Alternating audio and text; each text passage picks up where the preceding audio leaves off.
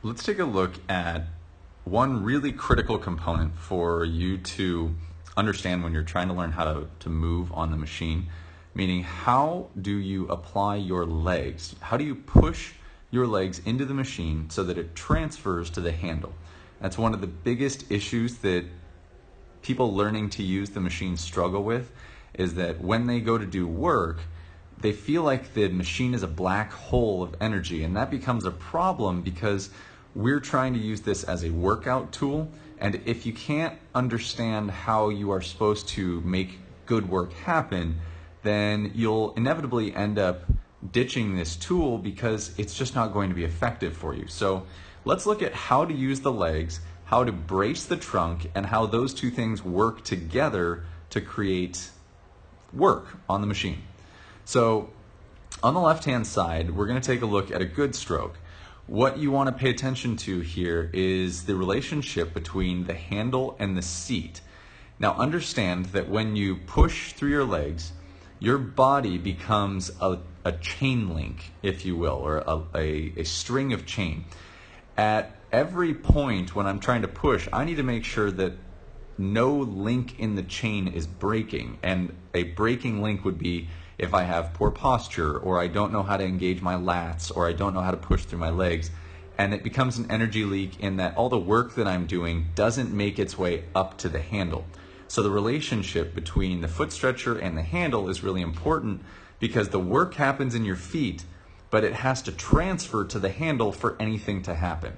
So on the left-hand side, we see a good example of how the seat and the handle move together when I drive.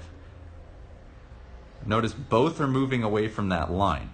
Also notice that the handle makes a nice upward path in a straight line towards my body.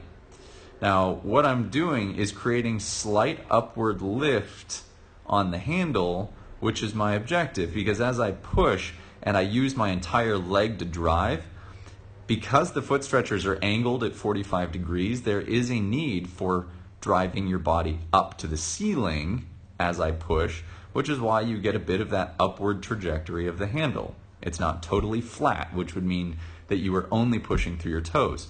So by seeing that handle trend upwards slightly, that means that we are pushing through our heels a bit. Next, if you look on the right, this is a very common issue that a lot of people deal with, is as they go to take their stroke, the handle lifts and then they rock their hips open. Now, why is this an issue? Well, notice the relationship between the seat and the handle here. The handle begins to move, and it's not until now that the seat starts to move backwards. You'll also see my heels are lifted, but that's beside the point. So with the handle lifting and my chest opening, the seat hasn't started moving, which means that my legs aren't doing any work yet, and my legs are the biggest force driver on the stroke.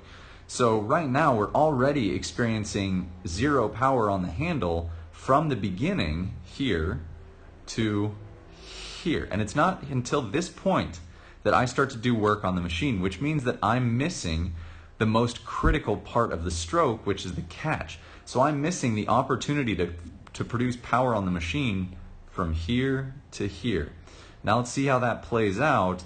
It's like a waterfall on the handle. All I'm doing is driving my weight down into the seat.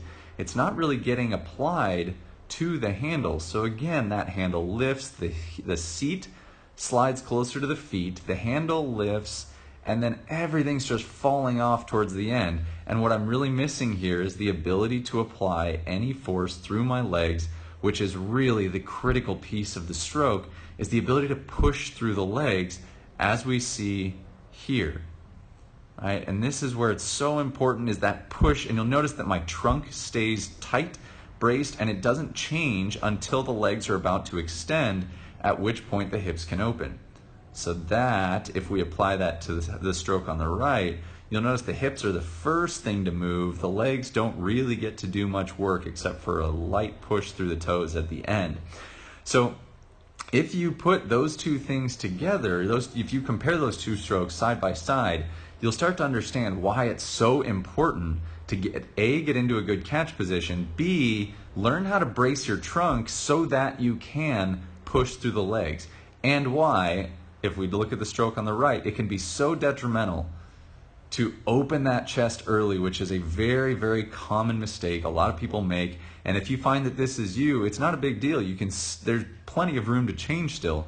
You just need to understand what you are trying to get to, and that would be the stroke on the left.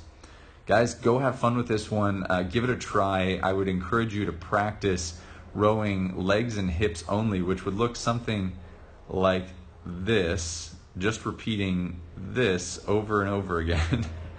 Pardon my use of rewind and play here, but that's pretty close to what it looks like. You just wouldn't bend your arms. That leg and hip only practice stroke is a really good way of practicing how to stay level, how to brace through the trunk, and how to use your legs. All right, guys, have fun with this one.